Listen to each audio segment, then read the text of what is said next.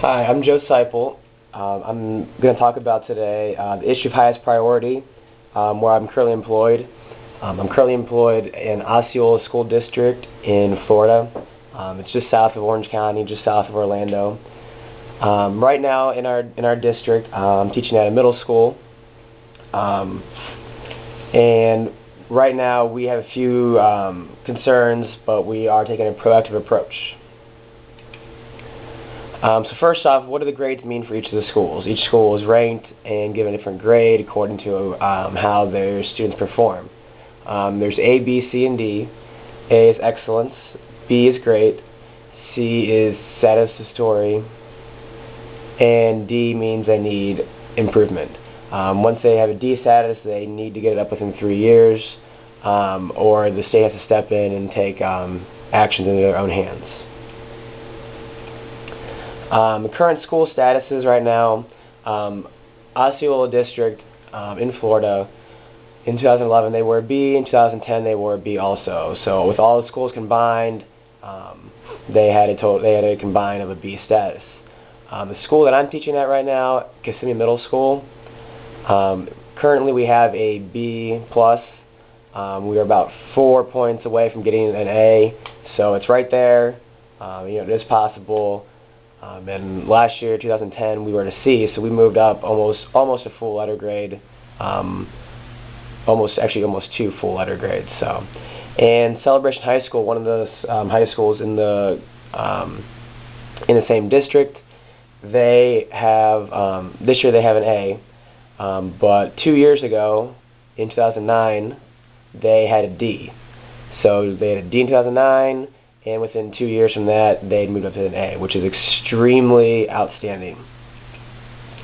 So the action plans at Kissimmee Middle School, where I'm teaching, really there's many different ones. I'm just going to hit on a few of them right now. The first one is the FCAT, which is the Florida Comprehensive Assessment Test. It's kind of the same as the OGT back in Ohio. It's basically just a standardized test, a way to test all the students. They're phasing out right now the FCAT. And then within 2012, I believe, 2013, they are implementing the FCAT 2.0 and the end-of-course assessments. This transition here is necessary to align the assessments with the next generation Sunshine State standards. That's just their standards here in Florida. Before, the standards really didn't match the FCAT too well. So they're trying to change it so that what's being taught in the classroom is pretty much exactly what's on the test. And the new standards, it creates a more rigorous curriculum and helps to challenge the students as well.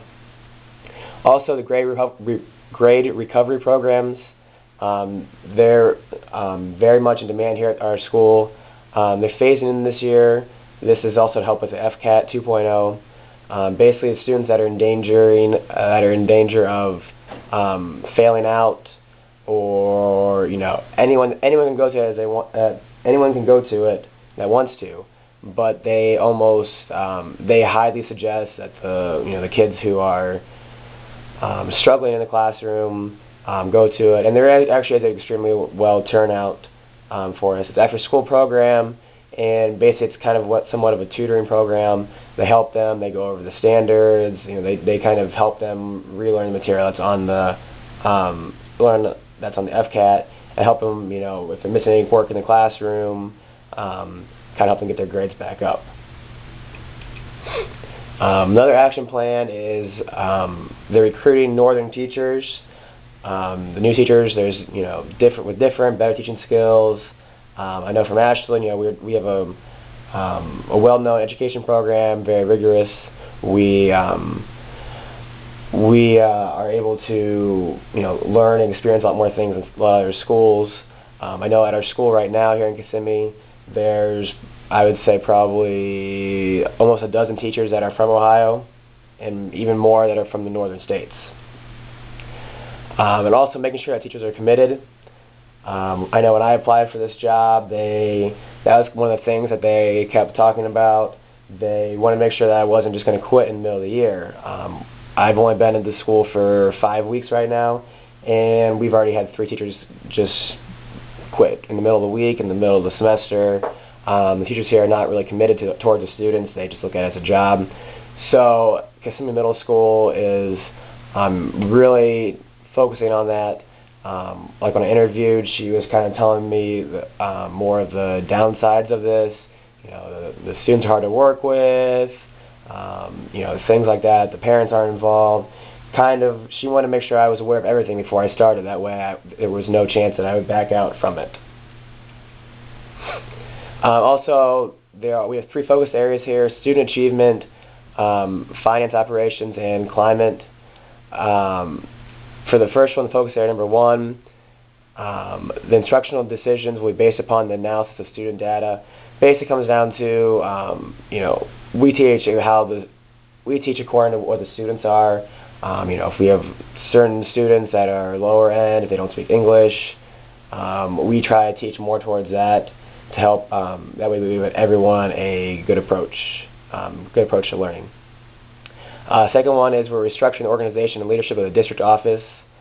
This is to help reduce administration costs and provide district supervision of the schools by superintendent. Last year we spent over $1 million just on substitutes. So they're trying to figure out different ways to cut costs. They're emphasizing, teachers should be coming to school. Just not calling off for every little thing. And finally, the climate. We want to enhance relationships with students, parents, employees, the board, and the community. Creating a lot of rapport with our students is really important. While we don't want to get on a friendship basis, but we do want the students to know that we're here for them. We ask about their weekends, ask what they're doing.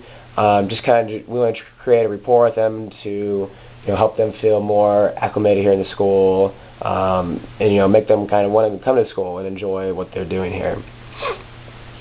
So in conclusion, Kissimmee Middle School, they're definitely aware of their high priority issues, how to try to move their school up to an A, and we do have a lot of positive plans in place, and we're hoping all of these will hopefully give us those extra 4 or 5 points that help us boost us to an A. So, thank you.